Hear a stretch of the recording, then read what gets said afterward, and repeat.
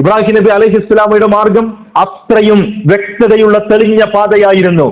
മനസ്സിന് മൂഢത ബാധിച്ച ആളുകൾക്കല്ലാതെ, ശത്രുത ബാധിച്ച ആളുകൾക്കല്ലാതെ ഒരിക്കലും ഇബ്രാഹിം നബി അലൈഹിസ്സലാമയുടെ മാർഗത്തിൽ നിന്ന് ഒഴിഞ്ഞു നിൽക്കാൻ കഴിയില്ല എന്ന് പറഞ്ഞതോടൊപ്പം തന്നെ പരിശുദ്ധ ഖുർആൻ പറഞ്ഞത് വലഖദ് ഇസ്തഫൈനാകു ഫിദ് ദുനിയ, ഇബ്രാഹിം നബി അലൈഹിസ്സലാമയെ ഈ ഭൂമിയിൽ അള്ളാഹു തെരഞ്ഞെടുത്തു.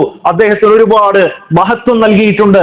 അദ്ദേഹത്തെ നുബുവത്ത് നൽകി, നബിയാക്കി, അതോടൊപ്പം തന്നെ റിസാലത്ത് നൽകി, റസൂലാക്കി. ഇബ്രാഹിം നബി അലൈഹിസ്സലാമയെ സിദ്ദീഖ് എന്ന് വിളിച്ചു, അള്ളാഹുവിന്റെ ഖലീൽ എന്ന് അഭിസംബോധന ചെയ്തു.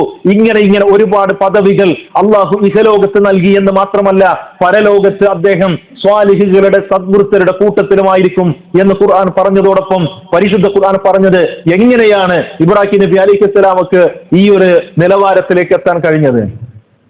ഇത് ഖാല ലഹു റബ്ബുഹു അസ്ലിം ഖാല അസ്ലംതു ലിറബ്ബിൽ ആലമീൻ. ഒന്നുമില്ല, ഇബ്രാഹിം നബി അലൈഹിസ്സലാമയോട് അസ്ലിം, ഇബ്രാഹിം നീ മുസ്ലിമാകണം, നീ നിന്റെ ജീവിതത്തെ സമർപ്പിക്കണം എന്ന് അള്ളാഹു പറഞ്ഞപ്പോ ഇബ്രാഹിം നബി അലൈഹിസ്സലാമക്ക് പിന്നെ ഒന്നും സംശയിക്കേണ്ടി വന്നില്ല. എന്താണ്, ഞാൻ ഇതുവരെ മുസ്ലിം അല്ലേ, അല്ലെങ്കിൽ എന്റെ ജീവിതത്തിൽ അള്ളാഹു തൃപ്തനല്ലേ, എന്റെ ജീവിതത്തിൽ ഇപ്പോഴും പ്രശ്നങ്ങളുണ്ടോ, ഞാനൊരു പ്രവാചകനല്ലേ എന്ന് പറഞ്ഞ് ഒഴിവ് കഴിവുകൾ പറയുന്നതിന് പകരം ഖാല അസ്ലംതു ലിറബ്ബിൽ ആലമീൻ, ലോകരക്ഷിതാവായ അള്ളാഹുവിന് മുന്നിൽ ഞാനിതാ എന്റെ ജീവിതത്തെ സമർപ്പിച്ചിരിക്കുന്നു എന്ന മറുപടിയാണ് ഇബ്രാഹിം നബി അലൈഹിസ്സലാം പറഞ്ഞത്. സഹോദരങ്ങളെ, ആ ഇബ്രാഹിം നബി അലൈഹിസ്സലാമയിൽ കൃത്യമായ മാതൃക നമുക്കുണ്ട്. ഈ ഒരു കാലഘട്ടം തിന്മകൾ നിറഞ്ഞ കാലഘട്ടമാണ്. എവിടെ നോക്കിയാലും ഒരുപാട് തിന്മകളാണ് നമുക്ക് കാണാൻ കഴിയുന്നത്.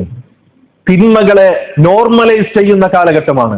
ഏത് തെറ്റുകൾ ചെയ്യുമ്പോഴും അത് കുട്ടികളല്ലേ, അല്ലെങ്കിൽ മുതിർന്ന ആളുകളല്ലേ, അല്ലെങ്കിൽ ഇന്ന ആളുകളല്ലേ, അതൊക്കെ സ്വാഭാവികമല്ലേ, ആളുകൾ കൂട്ടുകൂടുമ്പോ ഒരൽപ്പം മദ്യപിക്കുക എന്നുള്ളത് ഒരു പ്രശ്നമുള്ള കാര്യമാണോ എന്നൊക്കെ ചോദിച്ച് തെറ്റുകളെ ന്യായീകരിക്കുകയും തെറ്റുകളെ നോർമലൈസ് ചെയ്യുകയും ചെയ്യുന്ന ഒരു കാലഘട്ടത്തിലാണ് നമ്മൾ ജീവിച്ചുകൊണ്ടിരിക്കുന്നത്. ഇവിടെ ധൈര്യമുണ്ടോ നിങ്ങൾക്ക്? ഇബ്രാഹിം നബി അലൈഹിസ്സലാമയെ പോലെ ഒറ്റയ്ക്ക് പോരാടാൻ ധൈര്യമുണ്ടോ? ഒരാൾക്കൂട്ടത്തിന്റെ പിൻബലം ആവശ്യമില്ല.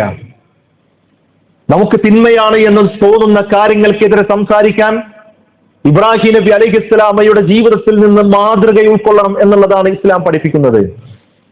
തെറ്റുകൾ കാണുമ്പോ അത് തെറ്റാണ് എന്ന് പറയാനും, നന്മകൾ കാണുമ്പോ അതിനെ പ്രോത്സാഹിപ്പിക്കാനും നമുക്ക് കഴിയണം. അതാണ് ഇബ്രാഹിം നബി അലൈഹിസ്സലാമയുടെ ജീവിതത്തിൽ നിന്ന് നമുക്ക് ലഭിക്കുന്ന പ്രധാനപ്പെട്ട ഒന്നാമത്തെ പാഠം.